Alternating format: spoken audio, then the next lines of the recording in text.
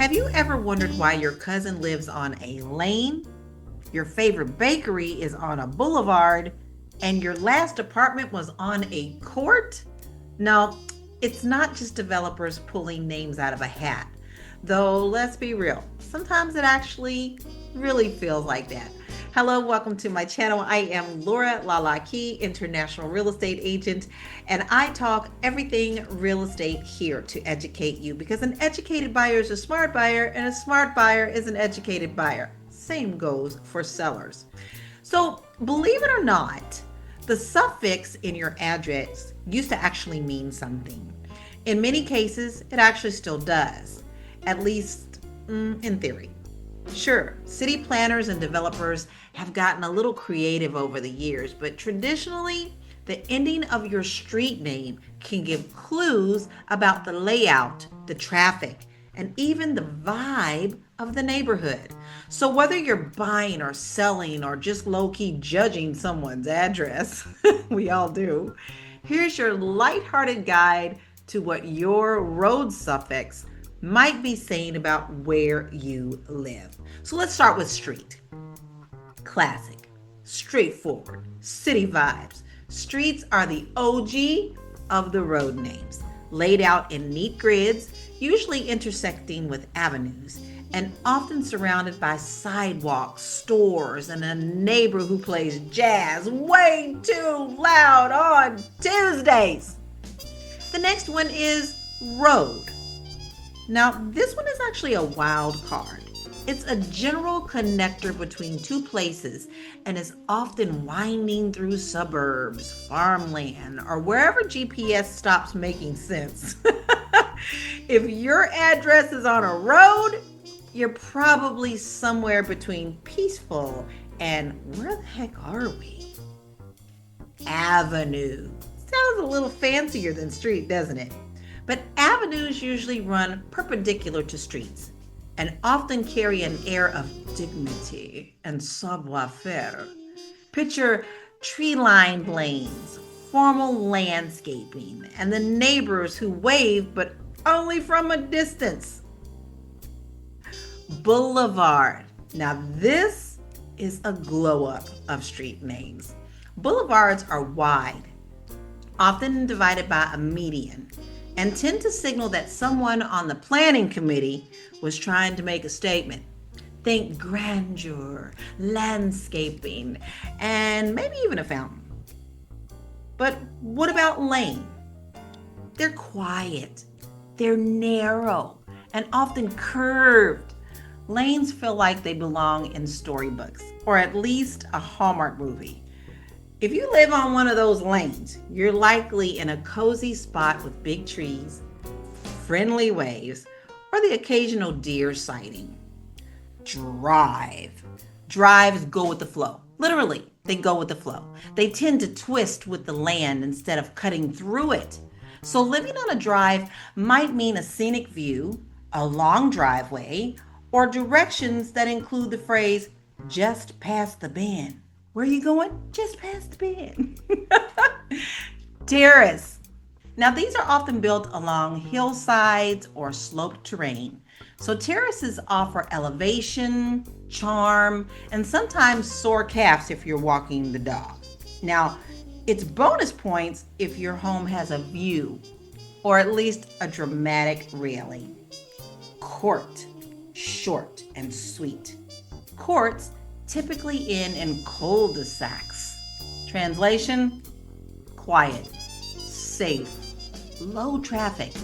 Also perfect if you got kids or a family that you don't want around a lot of people. It's because you like your privacy or your dream of installing a basketball hoop at the end of your driveway. Place.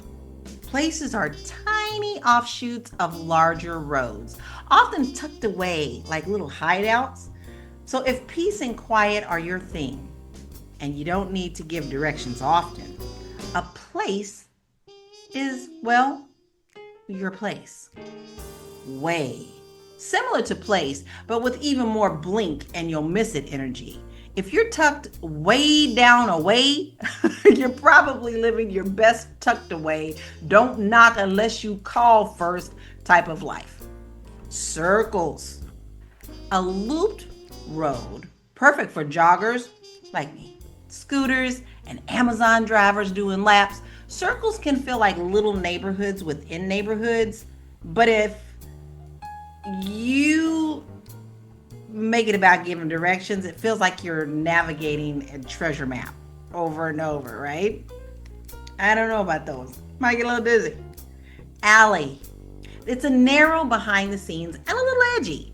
Alleys were actually made for trash pickups and deliveries, but today they're also great for shortcuts, parking, and the occasional moody Instagram photo shoot. Come on, face it, that's pretty big in LA.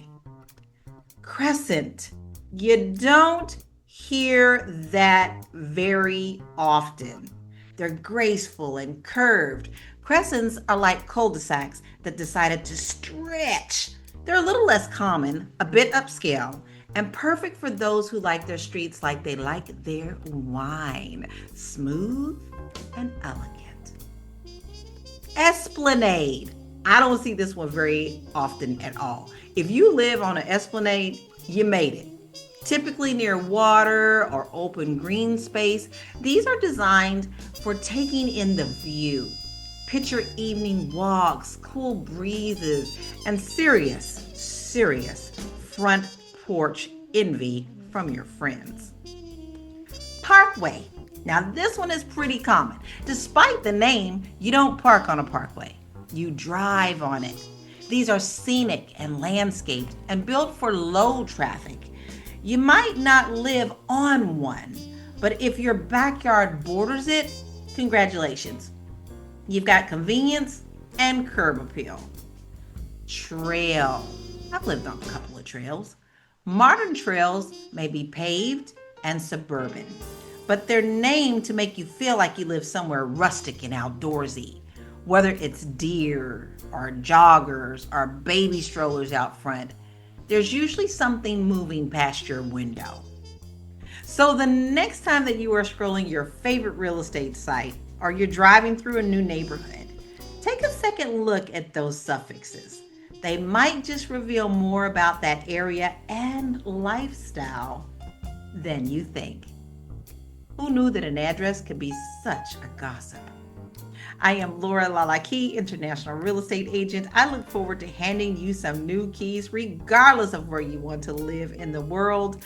I always say that an educated buyer is a smart buyer and a smart buyer is an educated buyer, and that goes for homeowners as well. Make sure that you like, subscribe, and comment below. Did you know some of these? Which one do you live on? Did you really think there's really even a difference? I'd love to hear your thoughts below.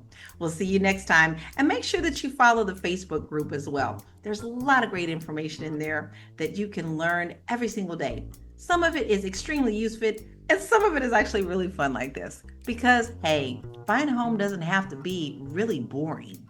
There's a lot of fun stuff in it too. Have a great day. Now go be a good human. You never know when a smile is gonna save somebody's life. Mwah. Sugar. Bye.